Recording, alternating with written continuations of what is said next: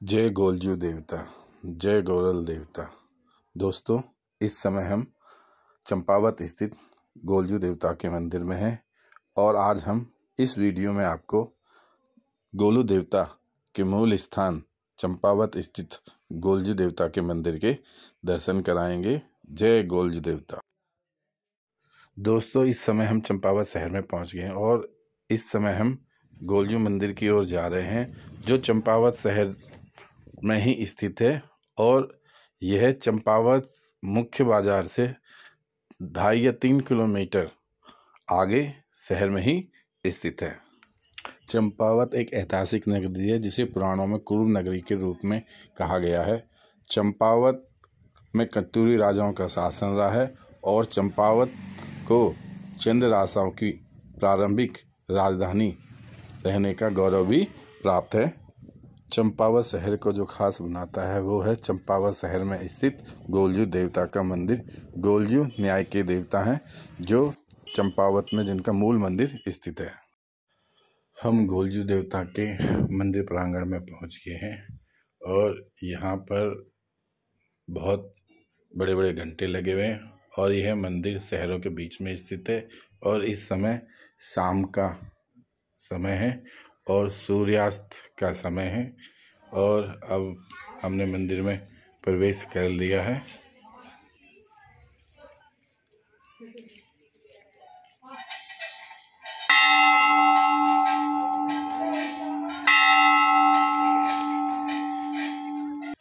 जब हमने गोलजू देवता के मंदिर में प्रवेश किया, उसके मुख्य प्रांगण में प्रवेश किया, तो हमें चारों तरफ श्वेत ध्वज और जो कुछ काले ध्वज दिखाई दिए, जो यहाँ का ध्वज हैं मंदिर के ध्वज के रूप में चढ़ाए जाते हैं। और ये शिलापट जिस पे गोलू देवता की पूरी कथा को अंकित किया गया है। कथा में बताया गया है कि किस तरह गोलू देवता का जन्म हुआ। गोलू देवता काल भैरव के अवतारी हैं और उनके पिता के 7 पत्नियां थीं और वो निसंतान थे। 8वीं पत्नी से उनका पुत्र गोलू देवता का जन्म। मंदिर प्रांगण में ध्वजों के अलावा यहाँ बहुत घंटियाँ भी देखने को मिलती हैं और यह मंदिर घनी आबादी के बीच में स्थित है, जहाँ चारों तरफ काफ़ी मकान बने हुए हैं और घनी आबादी है। मंदिर मूलतः जैसे प्राचीन काल से बना हुआ है उसी की वही रूप है, जिसके साथ कोई छेड़छाड़ नहीं की है। मूलतः पठाली और कच्ची मिट्टी के से बना हुआ मंदिर है और यह मंदिर लगभग 600-700 साल पुराना मंदिर है, जो यथा रूप में आज भी स्थित है।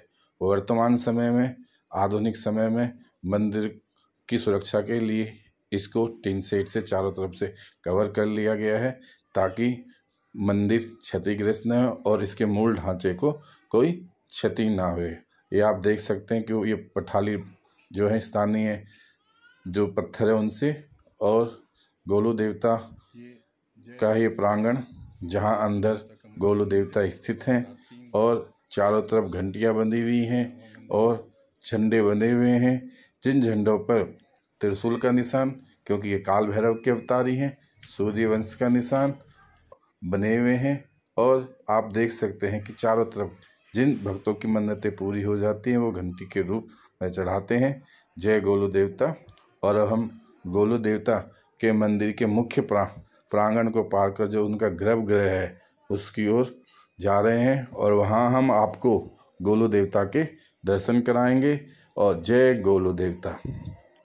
ये गोलू देवता का अब हम गोलू देवता के साक्षात आपको दर्शन कराएंगे। ये जो कटा हुआ शीर्ष है ये गोलू देवता का शीर्ष है। इस मंदिर का इतिहास जो है उसके बारे में बता दीजिए। ये गोलजू देवता जो है ये हमारे न्याय के देवता कहे जाते हैं हमारे उत्तराखंड में।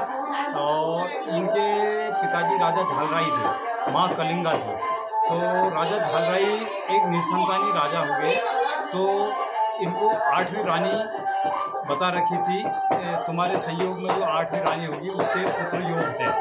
तो जब राजा ने झालराई ने 8वीं शादी करी तो 8वीं रानी जो कलिंगा थी वो पंचनाम देवों की बहन थी। तो उस रानी से गुलजू पैदा हुए। जैसे गुलजू पैदा हुए तो जो अन्य 7 रानियां थी उनने छल करके ऐसा षड्यंत्र रचा कि रानी के बगल में प्रसव के समय में सिल और बट्टे रख दिए गए थे। सिल और बट्टे जैसे रखे तो रानी की आंखों में पट्टी बांधने के बाद उन्होंने कहा कि राजा से, जो रानी कलिंगा है उससे पुत्र के बजाय सिल और बट्टे पैदा हुए हैं। आप तो काफ़ी हर्षित हुए थे और काफ़ी हर्ष में थे कि चलो मैं प्रजा मेरे को निसंतानी बता रही है, चलो आज मैं संतान वाला हो गया हूँ। मगर सिल और बट्टे पैदा होने से राजा और चिंतित हो गए। जैसे जैसे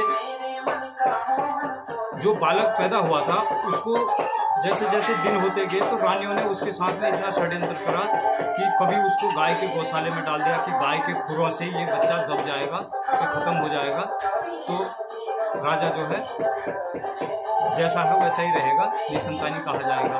तो गाय के गोट से भी जो बालक डाल रखा था उसने गायों के थन से दूध पीना शुरू कर दिया और कभी उसको बक्से में बंद करवाया, लोहार से बक्सा बना करके काली नदी में फेंक दिया। अब जो बक्सा फेंक रखा था उसको बक्से को काली नदी में तो फेंका, मगर वो बक्सा तैर के उतना भारी भरकम बक्सा तैरने के बाद गोरी नदी में जाके मिला। वहाँ पर एक भाना धीवर नाम का मछुआरा था। तो मछुआरे ने जब जाल फेंका तो उसने कहा आज तो रोज की मछली तो मैं खाता था, आज की मछली जो है मुझे खाती है। अब मैं मछुआरे, इसने अन्य लोगों की मदद से, अन्य मछुआरों की मदद से उस बक्से को बाहर लगाया। बक्से को बाहर खींच के लाए तो उस पर ताला आला खोला गया तो एक सुंदर सा बालक था। वो उतने दिनों तक तैरता रहा उस नदी में और वो जीवित था। करते कराते बालक को मछुआरा जो है अपने घर ले आया तो मछुआरे के घर लाने के बाद भी उसकी दिन दूनी रात चौगुनी तरक्की होती रही। उसने कहा जब से ये बालक मेरे को मिला है तब से मेरे घर में खाने को अन्न नहीं रहा, आज अन्न भरपूर हो रहा। जो गाय दूध नहीं देती थी वो गाय दूध दे रही है, बालक के लिए भी दूध हो रहा है। उनने पालन पोषण करके बालक को जो है थोड़ा बड़ा किया। तो जैसे बालक 5-7 साल की उम्र में बालक ने कहा कि मेरे जो पिताजी हैं वो राजा झालराई हैं और मेरी माँ तो कलिंगा है, आपने पालन पोषण कर रखा है मेरा, आप मेरे माँ बाप के तुल्य तो हैं, मगर मेरे असली माँ बाप जो है राजा झालराई माँ कलिंगा ही है। तो ऐसी बातें बालक की सुन करके जो मछुआरा था वो थोड़ा सत्ते में आ गया। उसने कहा पालन पोषण मैंने किया, बक्से में बंद बालक को मैं नदी से निकाल के लाया, आज ऐसी बातें कर रहा है। उसने एक दिन बालक ने हट करके कहा मेरे लिए आप एक काठ का घोड़ा बनवा। तो काठ का घोड़ा जैसे ही बालक के लिए मछुआरे ने तैयार करवाया तो बालक ने उस काठ के घोड़े पर अपना ऐसा चमत्कार दिखाया कि वो काठ का घोड़ा जो था चलने लगा, दौड़ने लगा वो काठ का घोड़ा। तो राजा झालराई के पास जाने की उसकी जिद थी। तो जैसे ही वो काठ के घोड़े में राजा झालराई के पास जाने लगा तो जाते जाते वो एक पानी के ऐसे सरोवर में पहुंचा जहां पर वो राजा झालराई की 7 रानियां पानी भर रही थी और वो आपस में बातें कर रही थी। तो राजकुमार ने अपना घोड़ा रोका और कहा कि मेरा घोड़ा जलाशय से पानी पी लेगा। तो रानियां एक दूसरे का मुंह देख के हंसने लगी, बोली कैसा मूर्ख बालक है तू, ये तो काठ का घोड़ा है तेरा, ये काठ का घोड़ा कहाँ पानी पिएगा। तो राजकुमार ने रानियों से कहा कि काठ का घोड़ा पानी पिएगा। जब एक रानी से सिलबट्टे पैदा हो सकते हैं तो काठ का घोड़ा भी पानी पी सकता है। तो रानी को अपने करी हुई करतूतें याद आने लगी कि हमने ऐसा तो हमने किया था, मगर हमने तो बालक को बक्से में बंद कर दिया था, गाय के गोठ में डाला, नमक के ढेर में दबाया, हर षड्यंत्र जो हमारी समझ में आया वो किया, मगर आज बालक इतना बड़ा काठ के घोड़े को लेके आ रहा है। तो जैसे तैसे उनने थोड़ा सा अपने किनारे होकर के बालक को जगह दी। बालक ने घोड़े को पानी के पास लगा करके पानी पिलाया। उसके बाद वो राजा के पास गया। राजा के पास जैसे ही पहुंचा तो दरबार में उसने कहा मुझे राजा से बात करनी है, मैं राजकुमार हूँ, मेरे पिताजी हैं राजा झालराई। तो दरबारी बोले कि राजा की तो कोई संतान ही नहीं थी, एक बार संतान पैदा हुई वो भी सील और बट्टे, मगर आज इतना बड़ा बालक वो काठ के घोड़े में सवार होकर यहाँ रखा है और अपने राजकुमार होने की बात कहता है। दरबारी भी थोड़ा चिंतित हो गए, भाई ये क्या है मामला। उन्होंने कहा ठीक है आप घोड़ा यहाँ रोको, हम बता के आते हैं। राजा को बताए, उन्होंने कहा अरे भेजो अंदर। अंदर जैसे बात पहुंची तो राजकुमार से मिलने के लिए राजा जैसे ही बोले, उन्होंने कहा महाराज आप मेरे पिताजी हैं। मैं जब पैदा हुआ तो मेरे साथ में अन्य सौतेली माताओं ने ऐसा ऐसा व्यवहार करा था, और मेरे को जब कोई षड्यंत्र नहीं सूझा तो एक लोहे का बक्सा बना करके मुझे काली नदी में फेंक दिया। मैं बहते बहते गोरी नदी में पहुंचा और इसीलिए मेरा नाम गोरिया पड़ा। मेरा पालन पोषण राजा झालराई ने किया है और मैं जो है आपका पुत्र हूँ। उसने कहा ठीक है, मैं रानी कलिंगा को बुलाता हूँ, वो पुत्र स्वीकार कैसे करेगी। उसने कहा अगर आपको पुत्र स्वीकार करने में परीक्षा लेनी है तो माँ कलिंगा की मेरे ऊपर नजर पड़ते ही अगर उसके दूध की धार मेरे मुंह में चली जाएगी तो मैं उसका पुत्र कहूँगा। जैसे उसको बुलाया गया तो उसके तुरंत बाद जो है माँ के स्तनों से दूध की धार बालक के मुंह में गई। तब से बालक दूधाधारी भी कहते हैं, बालक दूधाधारी है। और किंवदंती यही है, यही कथाएं हमने भी रखी हैं और आज भी गोली का पूरा उत्तराखंड में चमत्कार है। यही है, न्याय के लिए प्रिय देवता है, न्याय प्रिय देवता है। Okay, thank you.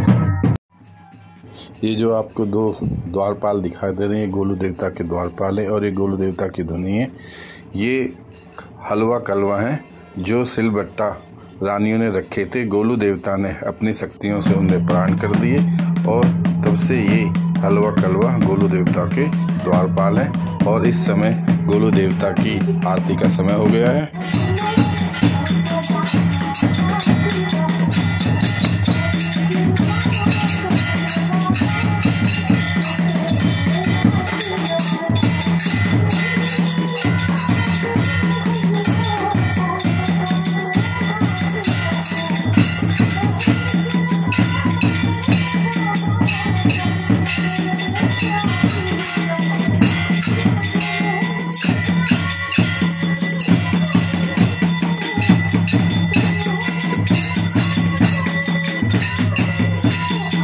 गोलू देवता चंपावत के अलावा गोलू देवता के और भी 3 मंदिर है।